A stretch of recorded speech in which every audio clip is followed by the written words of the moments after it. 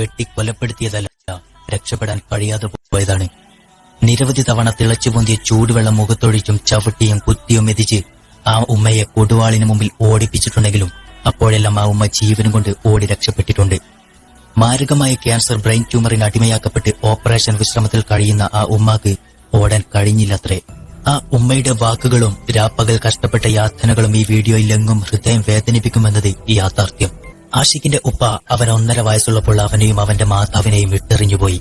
പിന്നീട് അങ്ങോട്ട് നീണ്ട 25 വർഷക്കാലങ്ങളോളം തന്റെ ജീവിതമത്രയും തന്റെ പൊന്നുമോനായി സമർപ്പിച്ചു.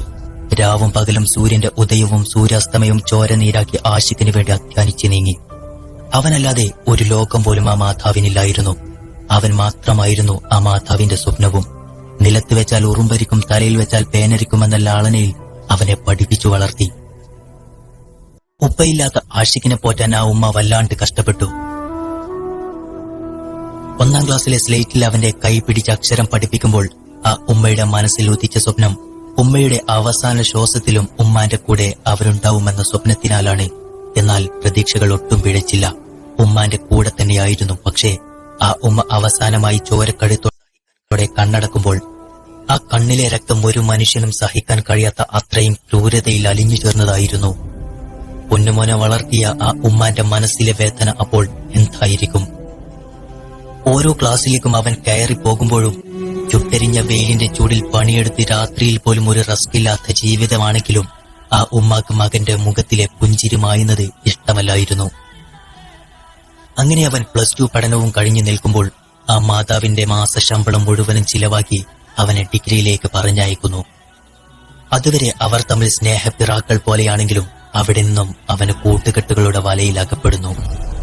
കൊടും ലഹരിക്ക് അടിമയാക്കപ്പെട്ട അവന് അമ്മയാരാണ്, സഹോദരി ആരാണെന്ന് മനസ്സിലാക്കാൻ കണ്ണില്ലാതെ പോയി. ലഹരിയുടെ താളത്തിനൊത്ത് ജീവിക്കുന്ന അവന്റെ ശരീരം ലഹരിയുടെ ആസ്തിയിൽ ആടിയുലഞ്ഞു. പല സമയങ്ങളിലായി തന്റെ മാതാവിന്റെ മുഖത്തേക്ക് തിളപ്പിച്ച് ചൂടുവെള്ളം ഒഴിച്ചും ചവിട്ടി നിലത്ത് വീഴ്ത്തി കൊടുവാളുകൊണ്ട് വെട്ടാൻ ഒരുങ്ങിയും ഓടി രക്ഷപ്പെടാൻ ശ്രമിച്ച മാതാവിന്റെ പുറകിലോടി വെട്ടാൻ ശ്രമിക്കുകയും പലതവണ തല ചുമരിലിടിച്ചു ചവിട്ടിയും മെതിച്ചും ആ മാതാവിന്റെ സ്നേഹമലിഞ്ഞ കരച്ചിലിന്റെ ശബ്ദം വാനോളം പ്രകമ്പനം കൊള്ളിച്ചു. എങ്കിലും സ്നേഹത്തിനപ്പുറം ആ മാതാവിന് മറ്റൊന്നും തന്നെ ഉണ്ടായിരുന്നില്ല അവരോട്. കേൾക്കുമ്പോൾ നമ്മൾക്കെല്ലാവർക്കും ഒരു കേട്ടുകേൾവിയായിരിക്കാം. പക്ഷെ ജീവിതം ജീവിച്ചു തീർത്ത ആ സ്ത്രീയുടെ ഓരോ ദിവസവും ഓരോ മിനിറ്റും നരകതുല്യമായിരുന്നു. ഒരു ഉമ്മയുടെ സ്നേഹവും അതിന് തിരിച്ചു കിട്ടുന്ന ക്രൂരതയും ഒരു ഉമ്മാക്കും സഹിക്കാൻ കഴിയില്ല എന്നത് യാഥാർത്ഥ്യം. ചെറുപ്രായം മുതൽ 53ാം വയസ്സുവരെ പ്രാരാബ്ദം തലയിൽ ചുമന്ന ആ സ്ത്രീക്ക് ഒരു നിമിഷത്തിൽ ഒരു രോഗമുണ്ടായി. ജോലിക്ക് പോകാൻ കഴിയാത്ത മാതാവ് പണത്തിന്റെ ദൗർലഭ്യം മൂലം ഗവൺമെന്റ് ഹോസ്പിറ്റലിന്റെ വരാന്തലങ്ങളിൽ അലഞ്ഞു താണ്ടി ഒരു കൈത്താങ്ങിന് പോലും വളർത്തി വലുതാക്കിയ ആ മകനെ കിട്ടിയില്ല. അങ്ങനെ ആ സ്ത്രീയുടെ സ്വപ്നങ്ങൾ അവസാനിക്കുന്ന ദിവസമായി മാറി. അതെ, തനിക്ക് ക്യാൻസർ പിടിപെട്ടിരിക്കുന്നു എന്ന് മനസ്സിലാക്കിയ ദിവസം. കഷ്ടതകൾ ഏറെ താണ്ടി 53 വർഷം ആ ജീവിതം മകനു വേണ്ടി സമർപ്പിച്ചപ്പോൾ ഒടുവിൽ ആ ഉമ്മ മാരകമായ ബ്രെയിൻ ട്യൂമറിന് അടിമയായി മാറി. തന്റെ ജീവിതം അത്രയും ജീവപാതിയായി സ്നേഹിച്ച പൊന്നുമോനോട് പറയാൻ കൂടെ അവൻ ചെവി കൊടുത്തില്ല. മരുന്ന് വാങ്ങാൻ പോലും കണ്ണീരിനാൽ പണിഞ്ഞ ദിവസങ്ങൾ നെയ്തെടുക്കുമ്പോഴും ഒരു ചെറുപുഞ്ചിരി പോലും അവൻ ആ മാരക രോഗത്തിന് അടിമയാക്കപ്പെട്ട ആ സ്ത്രീയുടെ മുഖത്തിന് സമ്മാനിച്ചില്ല. മാരകമായ ആ രോഗം ആ സ്ത്രീയുടെ ശരീരത്തെ പിടിച്ചു മുറുക്കി വേദനകൾ കൊണ്ട് കുത്തി നോവിച്ചു.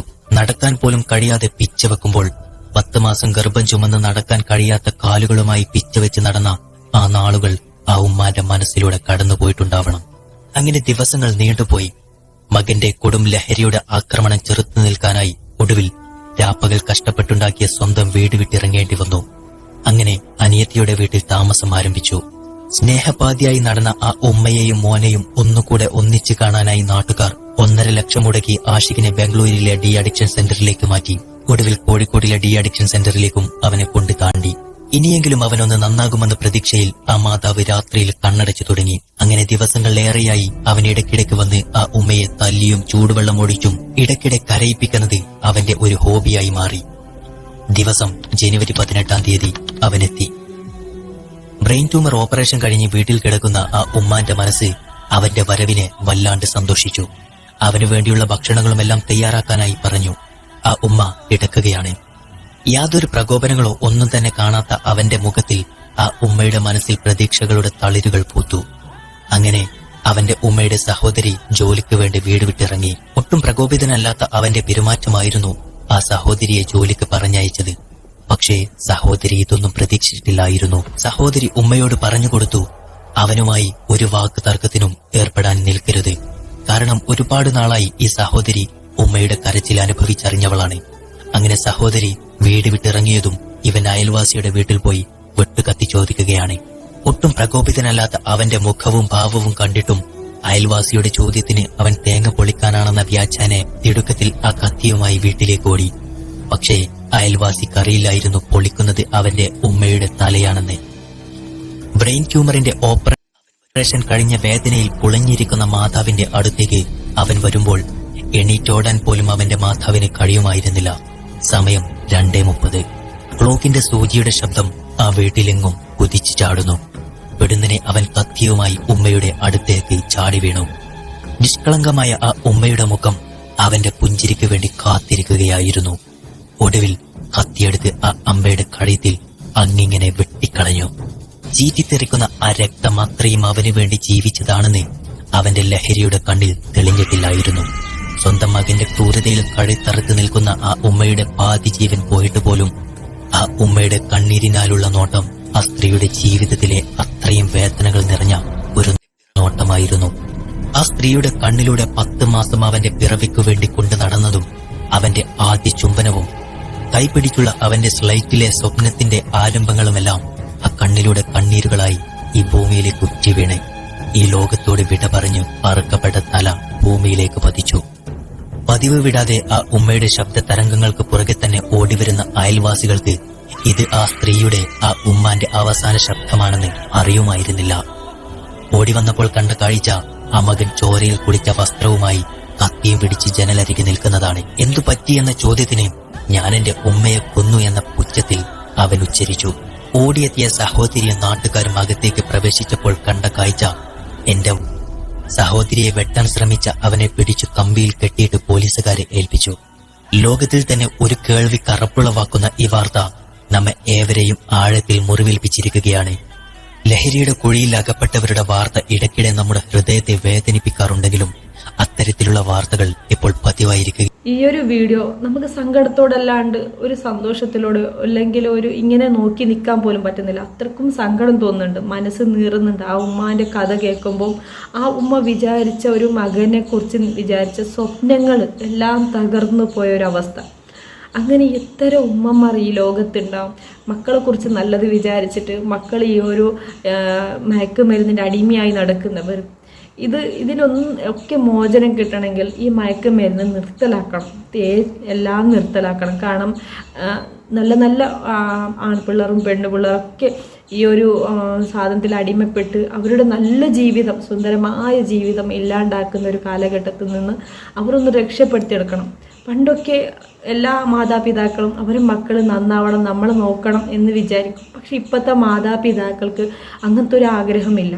കാരണം മക്കൾ നന്നായാൽ മതി, നല്ലൊരു സ്വഭാവമായാൽ മതി, ഇങ്ങനത്തെ ഒരു ലഹരിയിലേക്ക് പോവാതിരുന്നാൽ മതി എന്നാണ്. നമ്മളെ നോക്കുന്നത് വീട്, നമ്മളെ നോക്കുന്നത് നമുക്ക് അള്ളാഹു ആയുസ് തന്നെങ്കിൽ എങ്ങനെയെങ്കിലും നമ്മൾ ജീവിച്ചു പോകും. പക്ഷെ മക്കൾ അങ്ങനല്ല. ഇപ്പോഴത്തെ മക്കൾക്ക് ജീവിതമില്ല. ഇതാണ് ഈ ലഹരിയാണ് ജീവിതം, ഇതാണ് അവരുടെ സ്വർഗം. അങ്ങനെയാണ് അവർ കരുതിയിരിക്കുന്നത്. ജീവിതം എന്താണെന്ന് പോലും അവർക്കറിയില്ല. ഈ ലഹരി കിട്ടിയതോടെ അവർക്ക് ലഹരിൻ്റെ ഒരു സുഖം അറിഞ്ഞതോടെ ജീവിതം എന്തെന്നറിയില്ല. അപ്പം നമ്മൾ ജീവിച്ച പോലെയല്ല അവരിപ്പോൾ ജീവിക്കുന്നത്. അവർ ലഹരിൻ്റെ അടിമയായിട്ട് ലഹരിയിൽ കാണുന്ന ഒരു സന്തോഷമാണ് ജീവിക്കുന്നത്. അപ്പം നമ്മളിപ്പോൾ വിചാരിക്കണം, നമ്മളെ മക്കളെ റബ്ബ് ഈ ഒരു ലഹരിയിൽ നിന്ന് മോചനപ്പെടുത്തട്ടെ. ഒരിക്കലും ഇനിയുള്ള മക്കൾക്ക് ഈ ലഹരിയിൽ നിന്ന് കിട്ടാതിരിക്കട്ടെ. കാരണം അവരൊന്ന് ജീവിച്ച് കാണട്ടെ, അവർ നന്നായി ജീവിക്കട്ടെ. നമ്മളെ നോക്കുന്നു, നമുക്ക് അള്ളാഹു ആയുസ് തന്നിട്ടുണ്ടെങ്കിൽ അള്ളാഹു അത് നോക്കിക്കോളും. നമ്മളെങ്ങനെയെങ്കിലും ജീവിച്ചോളും. നമ്മുടെ മക്കൾ ഇതിൽ നിന്ന് രക്ഷപ്പെട്ടിട്ട് അവർ സന്തോഷമായി ജീവിച്ചാൽ മതി. ഈ ഒരു ലഹരിക്കടിമായിട്ട് ഇങ്ങനെയൊക്കെ ഉമ്മയും പെങ്ങളും ഏത്തന്മാരും ചേച്ചിമാരും ഒന്നും അറിയാണ്ട് ഒരു മൃഗനെ പോലെ പെരുമാറുന്ന മക്കൾ ഒരിക്കലും ആർക്കും കിട്ടാതിരിക്കട്ടെ എന്നാണ് ഞാൻ മനസ്സുകൊണ്ട് ദുആ ചെയ്യുന്നത്. എല്ലാവർക്കും മക്കളുണ്ട്, എല്ലാവർക്കും ഇല്ലാത്തവർ വിചാരിക്കും പക്ഷേ നമുക്ക് മക്കളില്ലല്ലോ. പക്ഷെ ഇങ്ങനത്തെ മക്കളൊക്കെ ഉണ്ടാകുന്നതിനേക്കാളും ഭേദമാണ് മക്കളില്ലാണ്ടിരിക്കുന്നത്. മക്കൾ തരുന്നുണ്ടെങ്കിൽ റബ്ബ് നല്ല സ്വഭാവമുള്ളൊരു മക്കൾ, അതുപോലുള്ള നല്ല ബുദ്ധിയുള്ള നല്ല മക്കളെ തരട്ടെ. അത്ര തന്നെ ഞാൻ ദുആ ചെയ്യുന്നു. കാരണം നമുക്ക് മക്കൾ തരുന്നുണ്ട്, 1 2 തരുന്നുണ്ടെങ്കിൽ അള്ളാഹു അതിന് നല്ലൊരു ബുദ്ധി കൊടുക്കട്ടെ, നല്ല സ്വഭാവം കൊടുക്കട്ടെ. ഉമ്മ പെങ്ങളെ അല്ലെങ്കിൽ ഏട്ടന്മാർ അറിയുന്ന ഒരു മനസ്സിലാക്കുന്ന ഒരു മക്കളെ കൊടുക്കട്ടെ. ഈ ഒരു ലഹരിക്ക് ഒരിക്കലും പോവാതിരിക്കുന്ന ഒരു മക്കളെ കൊടുക്കട്ടെ എന്ന് മാത്രം ഞാൻ ദുആ ചെയ്യുന്നു. ഈ ഒരു വാക്ക് കേട്ടാൽ നിന്ന് എനിക്ക് ഈ വീഡിയോ ചെയ്യണമെന്ന് വിചാരിച്ചതല്ല, പക്ഷേ എനിക്ക് മനസ്സ് കേട്ടില്ല. കാരണം ഞാനൊരു ഉമ്മയാണ്, അതുപോലെ എത്ര ഉമ്മമാർ ഉണ്ട് ഇപ്പോൾ ലോകത്ത്. എല്ലാ ഉമ്മമാർക്കും ഈ ഒരു വാക്ക് കേൾക്കുമ്പോൾ വിഷമം തോന്നുന്നുണ്ടാവും. പക്ഷേ എല്ലാ മക്കളും ഞാൻ പറയില്ല. കുറേ മക്കൾ നല്ല പോലെ ഉമ്മാനും ഉപ്പാനും നോക്കുന്ന മക്കൾക്കാരുണ്ട്. അപ്പോൾ അതേപോലെ ഈ ലഹരിക്കടിമയായ മക്കളും കൂടി ഒന്ന് ചിന്തിക്കുക. നിങ്ങൾ ഉമ്മ ഉപ്പ നിങ്ങൾ ആഗ്രഹിക്കുന്നുണ്ട്, നിങ്ങൾ നന്നായി വരാൻ ആഗ്രഹിക്കുന്നുണ്ട്, നിങ്ങൾ വേണം അവർക്ക്. ഇനി ഒരിക്കലും ലഹരിക്ക് പോവാതെ നിങ്ങളായി ജീവിക്കണം. ലഹരിക്ക് വേണ്ടി നിങ്ങളുടെ ജീവിതം അങ്ങ് കൊടുക്കരുത്. അസ്സലാമു അലൈക്കും. Take care.